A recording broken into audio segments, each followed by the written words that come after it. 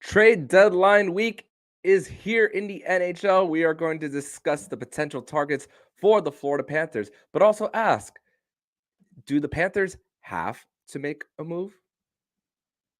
You're Locked On Panthers, your daily podcast on the Florida Panthers. Part of the Locked On Podcast Network, your team every day.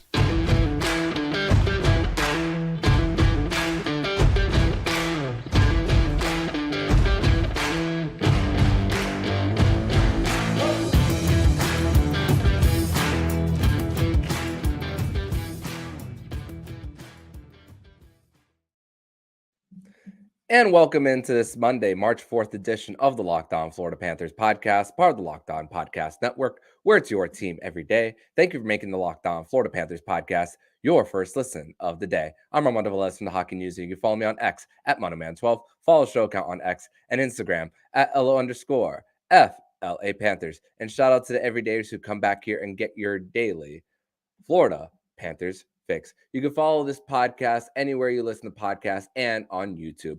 And also, guys, we are two subscribers away from 700 on the YouTube channel. So go out there and click subscribe. And most importantly, smash that like button on the YouTube video to help out that algorithm. Today's episode is brought to you by FanDuel. Make every moment more. Right now, new customers get $150 in bonus bets with any $5 bet. That's $150 if your first bet wins. Visit FanDuel.com/lockedon to get started. So happy trade deadline week, Florida Panther fans. This is the time of year, multiple times of year it happens in the NHL calendar where have to be on the phones, consistently refreshing, and also more importantly, having the phone on do not disturb. So if anything happens as far as trade for the Cats or anything in the NHL, we are going to react we are going to act on the fly and also go up. Might have to go off script if anything. We're recording this at 9:49 a.m. on a Monday, and we are live on the YouTube channel as well while doing this. So hopefully nothing happens in the middle of this recording. But man, let's talk about Saturday's game against the Detroit Red Wings for the Cats. I mean, you're going into the building. The Detroit Red Wings are coming in hot after a few years of not making the postseason. I mean, this is a team that has really turned it around. The Iser plan, a few years into it, and took a little bit a while for them to get going. But I mean, you add guys like a Patrick Kane in there, and even a one-way contract in Alex Line, who proved himself with the Florida Panthers last year. With that, it was coming into this, it was going to be a tough one. But really, for the Panthers, I mean, the first half of both the first and the second period were really where it really made the difference for the Florida Panthers. I mean, 3 combined shots in the first 10 minutes in the first period, and the zone time. I mean, the ESPN graphic on ABC showed the amount of zone time, and it was almost triple for the Red Wings in the Panthers zone. And the Panthers kept forcing them to the outside and protected Sergei Bobrovsky really well. But also, really, for the Panthers, the difference was when they killed the 2 penalties to begin the second period. But then, I mean, the Florida Panthers, just a few minutes after, they score on that first one, where crazy with Brandon Montour hitting Anton Lundell in stride and Brandon Montour had one thing in mind after that stretch pass was to get to the damn net. And then off the give and go with Erod gets it in for 1-0 for the Panthers as well. And also for the Panthers, just baiting guys into penalties once again. I mean, after the Sam Reinhart goal, Matthew Tkachuk getting in the face of Ben Sherratt and then causing both of them to go to the box as well. I mean, Nick Cousins with Moritz Seider after a whistle as well. The Jake Wallman that caused the double minor, that Gus Forsling causing a double minor on Jake Wallman, and then the Florida Panthers scoring there 17 seconds into the first portion of the double minor. I mean, the Panthers really imposed their will. I mean, I know the Panthers have won a President's Trophy. They've gone to a Stanley Cup final, but it was just a little bit of, hey, You guys, you guys are still little brother in this Atlantic Division. The Panthers are still the top dogs there as far as that. So it's still an up and coming Detroit Red Wings team still. But I mean, with the Panthers and what they've experienced, and the fact is with this team as well is that they do not play the score. They even when they were up 4-0. I mean, you look at the third period as far as shots, the differential. I mean, 16-6 for the Panthers. I mean, still getting pucks in deep, battling on the forecheck as well, and really the Panthers just continue to want to build that for when it is most important. I mean, March 4th. I'm trying to maybe a month and a half until the postseason. It's supposed to start maybe around April 22nd on that Monday. Game 82 will be April 16th. So assuming that it's April 22nd for the start of the Stanley Cup playoffs, but still, what the Panthers have been doing since December 23rd and going into this, where I mean,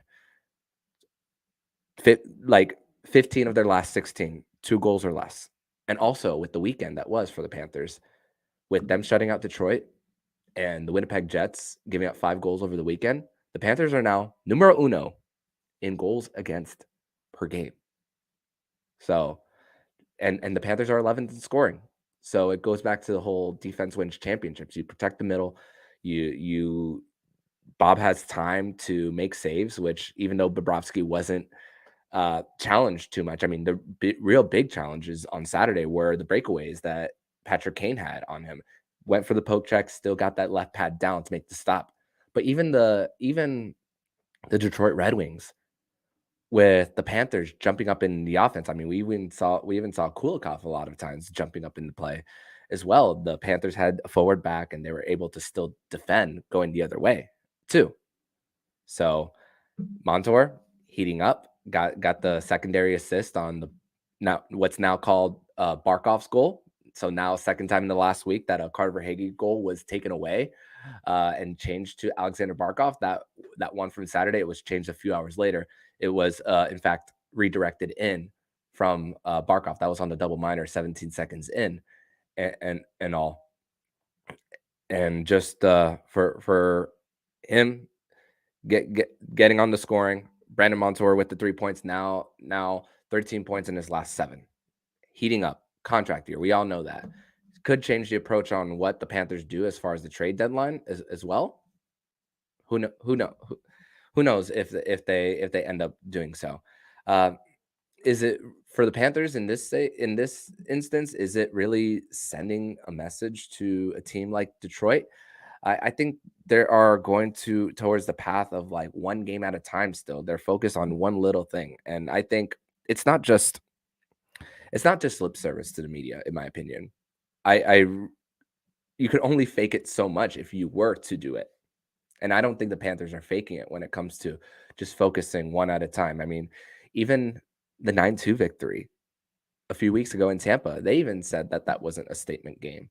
And I guess that's also a good way to be humble and just to appreciate the journey. I mean, during the Stanley Cup final last year, Paul Maurice spoke about how if you're not enjoying the journey as you're advancing round by round, then why are you playing this sport in the first place?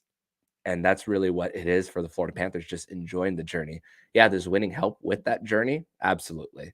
And it wasn't fun at times last year when they were scratching and clawing for that final playoff spot as well. But you know, whenever you're getting the different parts of your game to mesh together, I mean, the defense was really starting to mesh when Montour and Ekblad came back. The offense was having a hard time scoring, but but you got that part of your game right and all. And in the month of February, six of their games were 4 goals or more too. So it magnifies even more when you go through that stretch of 14 games straight without giving up a goal. And that's really the foundation for the Panthers. I mean, you think about the pillars: penalty kill, power play, which Sam Reinhart got another power play goal, which Zach Hyman, former Panthers prospect, scored twice for the Edmonton Oilers last night. So now there's a tie for second. But still, what Sam Reinhart is doing, it's not always just getting it down low to Matthew Tkachuk and feeding him in the bumper as well. It's just from the flank, battling in the corners, and him being right there, and just the different weapons that the Panthers they have to hurt you with. It just creates the different opportunities, uh, and the fact that in the first few seasons, Carver Hagee was barely used on the power play, and he was still getting the scoring at even strength. Now it makes the Panthers even more dangerous. The fact that he spent so much time on power play one, so it just makes this team even more lethal. Which begs the question: do what do the Panthers add? And ask, and they have to ask. We have to ask the question as well: do they have to as well? How aggressive will they be? If they and with this as well, you need to be able to win on the cheap with the talent around you. I mean, you think Lundy, Luosterainen, Evan Rodriguez, Nico Mikkola, currently Brandon Montour, Forsling, and Reinhart, even with their contracts. And the time is now for the Panthers to hoist, excuse me, the Stanley Cup, and maybe that you see what they're doing now, and that might motivate Bill Zito to beef up this roster. But in segment number 2, we are going to discuss more about the names that the Florida Panthers could be going after. We are going to start with defensemen in segment number 2. We are going to discuss that and more here on the Locked On Florida Panthers podcast. Today's episode is brought to you by FanDuel.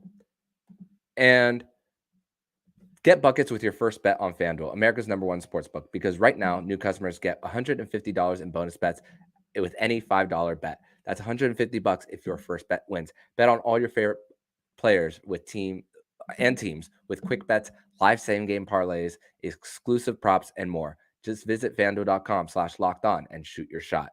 FanDuel, official partner of the NBA.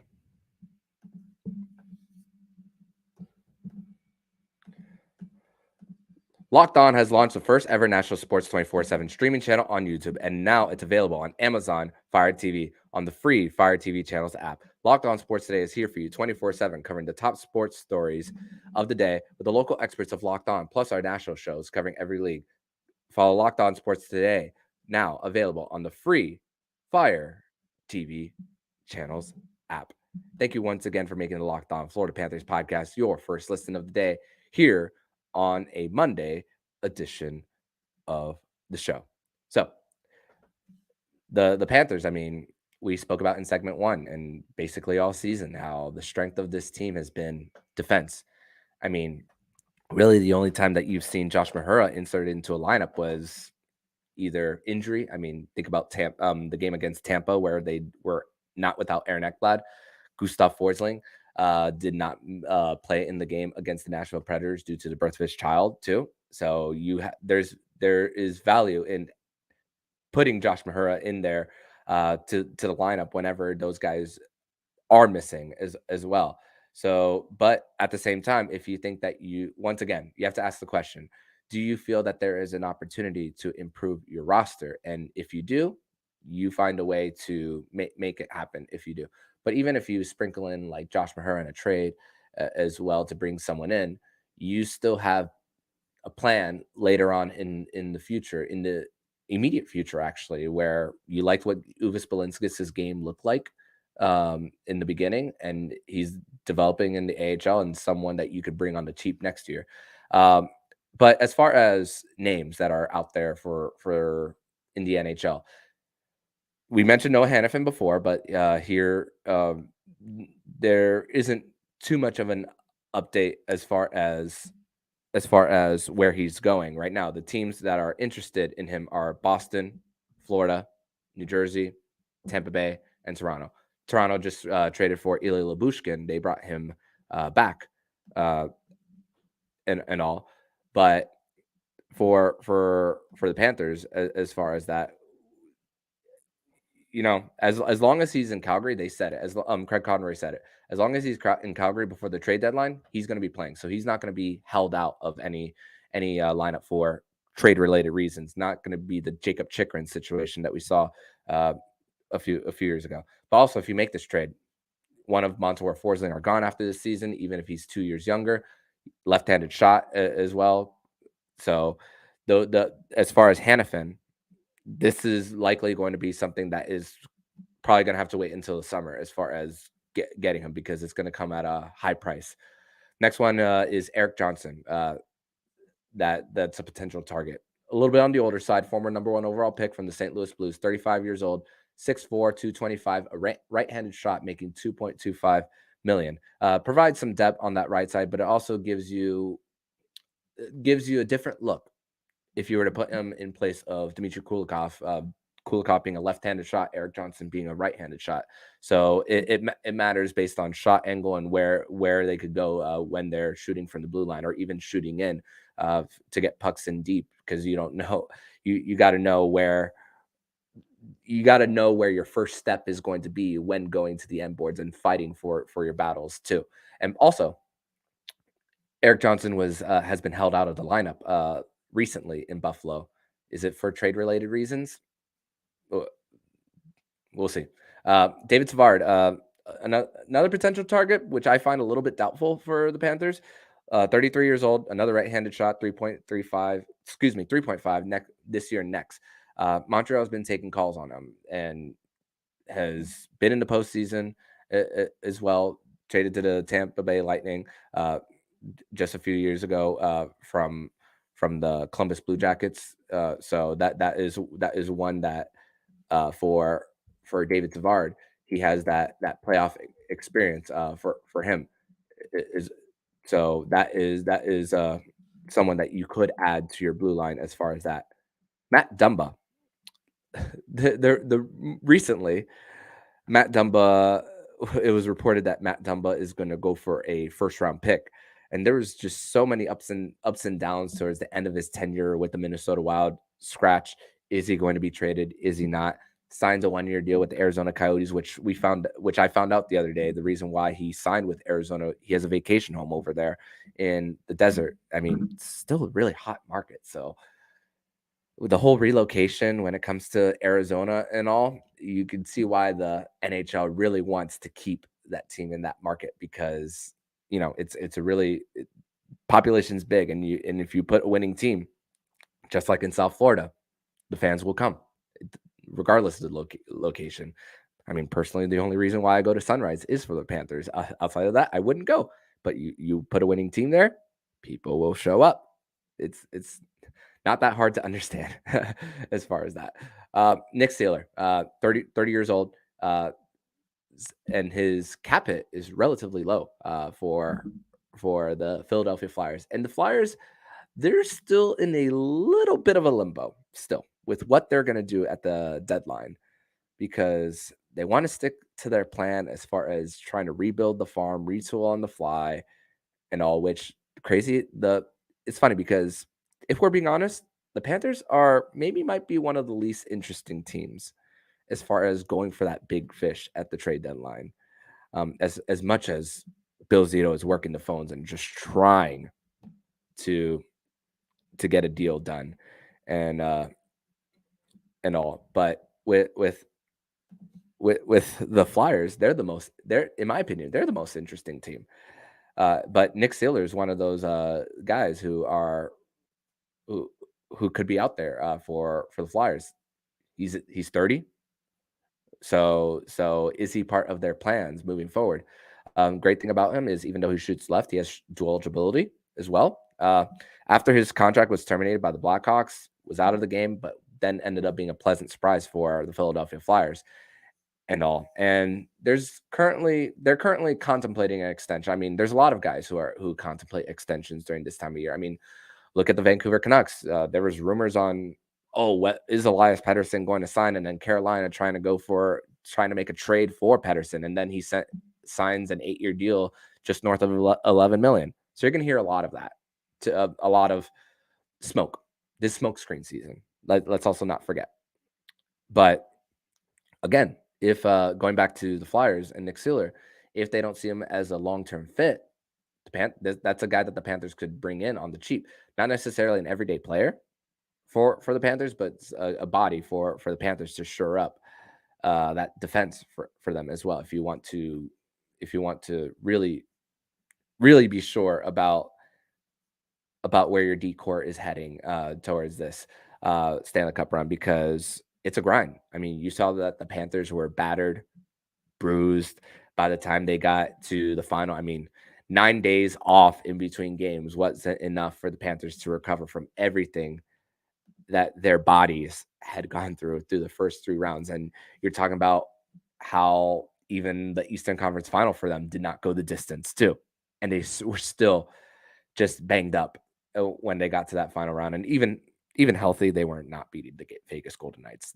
I just personally, when you talk about up and down, rolling 4 lines, what the Panthers had versus Vegas, I mean, this is why you got to at least consider if you are Bill Zito, because you never know what you're gonna have. Yeah, you'll have your black aces. Yeah, you'll that's also a thing for the Panthers as well, because because if the Checkers season ends early, you could have a guy like Lucas Carlson in the mix. And I know I mentioned Uvis Balinskis earlier, but even him too, who's played a few games now with the Panthers this season. So there's familiarity there too. So that's as far as the defense core and what the Panthers could be looking at. And who knows, Bill Zito could make a trade for a person that I had not mentioned yet, and you just never know.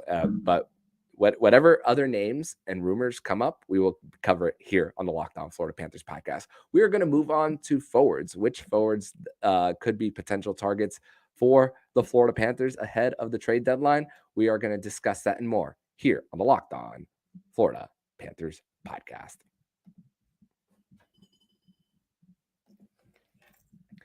Today's episode is brought to you by Game Time, and you shouldn't have to worry when buying tickets to your next big event. Game Time is the fast and easy way to buy tickets for all the sports, music, comedy, and theater events near you. With killer last-minute deals, all-in prices and views from your seat, and their best price guarantee, Game Time takes the guesswork out of buying tickets.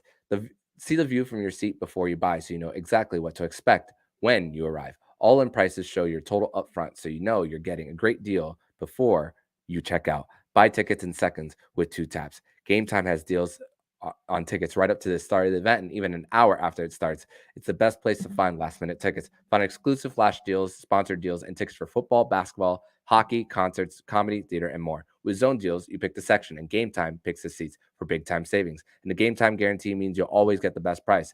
If you find tickets for the same section and row for less, Game Time will credit you 110% of the difference. Download the Game Time app, create an account, and use code LOCKEDON for $20 off your first purchase. Terms apply. Again, create an account and redeem code LOCKEDON for $20 off. Download Game Time today. Last minute tickets, lowest price, guaranteed.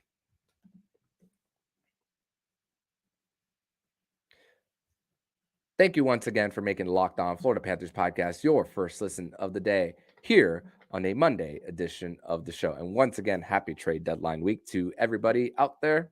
I guess if you want to call it happy, whatever terminology you guys want to use as far as this week specifically for the Florida Panthers and the entirety of the NHL, as some teams, their futures are going to be more decided than ever during this time. And this is where the teams really, I think teams, I guess they would send more message more for a trade deadline at this part of the year more than specific games, because we know for the Panthers where, as far as we know that they, as far as tiers, they are in the upper echelon when it comes to what they are as far as the expectation. But the message won't be sent via games. I feel like the message will be sent more as far as these next 4.5 days for for the Panthers and all. But let's move on to forwards for what potential targets the Florida Panthers could be looking at. And by the way, I want to say a big congratulations to Sandis Vilmanis, Panthers draft pick out of Latvia. Signed a 3-year entry-level deal that's going to start next year, and he's been on a tear, almost a goal per game since being traded from Sarnia to North Bay Battalion, where he is playing alongside Panthers prospect and captain of North Bay Battalion, Liam Arnsby as well. So, but also when it comes to trades, if you're not looking to part with someone like an Anton Lundell, Mackey, and Spencer Knight, there are other guys, not only Vilmanis, that have upped their stock, but Jack Devine has upped his stock. Grayson Sachin had a 4-point game the other day in Edmonton for the Oil Kings. Those are other guys who have upped their stocks as far as that, because you got to be a little creative this time of year. If you want to sprinkle that along with a second next year and a third this year, that could be something that the Panthers could do as far as that, because you don't have a 1 this year, Claude Drew trade. You don't have a 2. That was the trade to clear the Anton Stroman cap hit for the Panthers just a few seasons ago. And you're going to see 3-team deals too with a broker because this is the last year of the flat cap. So could it be a thing past this year? We'll see. But that's the normal. That's the norm as far as the flat cap for the NHL. As far as that, we mentioned. And by the way, speaking of broker teams, if you do bring Anthony Duclair back at a reduced cap hit, you're going to have to get a broker team to get him back to South Florida because of trading to a team within a year of them no longer being in your organization as well. So guys, we already spoke about Alexander Barabanov and Riley Smith. We spoke about them last week. Other guys that could be potential targets. This one is a little doubtful. Pavel Buchnevich. For me, he fits so great with the Panthers, but I just don't think it's likely that the Panthers do get him. 5.8 million this year, next. Apparently, the ask is 2 firsts. He's a guy who has scored 20 goals, with the exception of 2020, which was shortened due to COVID first being a part of our lives. And also prior to that, he burst on the scene in the World Juniors with Russia. Plays above his 6'3" size, grinder, doesn't lose a lot of battles, gets out in space and can get to the net front, shoot from distance. Tommy Novak, this was a name that was floating around a little bit, but it looks like that the Nashville Predators are closing in on an extension with Tommy Novak, so it doesn't look like that's a possibility. Brandon Duhaime, $1.1 million that he's making this season. Parkland native as well. 26 years old, left-handed shot, can accelerate 0 to 100 real quick. And he's a guy who you want for your bottom six, who can get the puck in deep, go to battle, aggressive forechecker, great motor, who's great with his hands and sneaky deception as far as hiding the puck when fighting off checks. And what do opponents want out of the Panthers? They want a piece of them. As far as that, whenever you're the hunted, whenever it comes to post whistle stuff, they want to get in your face because the Panthers just beat you in different ways. And Brandon Duhaime, he can drop the gloves there. There's also one national reporter that spoke about this specific player for that the Panthers could be going after, and that is Max Pacioretty, former first rounder from the 2007 draft, 6'2", 225, shoots left, 35 years old. But a series of unfortunate events the last few seasons with the Vegas Golden Knights, Carolina Hurricanes, and Washington Capitals, where he's dealt with the Achilles injury twice. Maybe he rushed back a little too early, but this season, 15 points in 25 games, 30 games in the last 2 years. But he does have the playoff experience, 67 Stanley Cup playoff games under his belt. So could score the big one. So think of the clutch goals that we've seen over the last year's run with the Panthers. I mean, we saw Ryan Lomberg go clutch in Game 4 of the Eastern Conference Final. That's one that really sticks out. Eetu Luostarinen in Game 6 of the first round against Boston. Anton Lundell against the Toronto Maple Leafs. You've seen heroes all over as far as the depth scorers. So Pacioretty, despite being on the tail end of his career and maybe his game slowed down, that could be a valuable piece and a veteran piece that could work in your bottom six. Jake Gensel. I don't know if the Panthers do pull off this trade because Kyle Dubas is looking more for ready NHL ready players more than he is draft picks. So the likelihood of getting Gensel is very, very low in my opinion. I did see a mock trade for Jake Gensel at 25% reduced with not giving up Lundy, Spencer, and all. And I looked at that trade and I asked myself, who says no to this? Most likely Pittsburgh as well. And also, I watched Edmonton, Pittsburgh last night, and I'm saying this again on this show. They just looked dead in the water. So, I'm if you're Pittsburgh, you have to sell there. Vladimir Tarasenko is another one. 32 years old, left-handed shot, scores big goals, but he is fourth in most goals scored in the last 10 years in the postseason. But his plus minus is a minus 23 in the last 10 years in the postseason. So the whole Vladimir Tarasenko doesn't play defense. It kind of shows in the. I know plus minus isn't the be all end all, but if it's that much into the negatives, that's a little alarming for the Panthers system. What they want to build as far as defense first and then timely scoring. I'm really not sure if Vladimir Tarasenko does in fact fit that for the Florida Panthers in this in this in this version of the team. So I there is interest from him on the hockey show on the Lepetard and Friends Network with my friends Roy Bellamy and David Dwork. They spoke about how they brought David Pragnota in and asked him what is the possibility of Vladimir Tarasenko being in Sunrise, and he's willing to waive his no trade clause to go to a contender, but there isn't any word on there if there is mutual interest from the Florida Panthers. So maybe Bill Zito sees it the same way I do, as not a fit here in South Florida. So those are some of the names that the Panthers could be going after. If more names come about, I will talk about them more. Also, if you want to DM me on the Locked On Florida Panthers Instagram or X page, you can message me there. Just say a random name that you might want me to talk about, or even comment on this YouTube video, and we will talk about more of them and maybe how they fit, where their cap situation looks, where they play in the lineup as well. And we'll talk more about that leading into this crazy week that's going to be the NHL trade deadline, March 8th, 3 p.m. So just be ready. Grab your popcorn, because even though there aren't going to be a lot of moves at the finish line, there because a lot of them have been done already, with 10 of just recently going to Dallas. So that's another one. But you never know what surprise could happen. That's why this week is just so much fun, and you just never know something that's gonna come out of nowhere as far as that. But Panthers visit the Rangers tonight, first end of a back-to-back.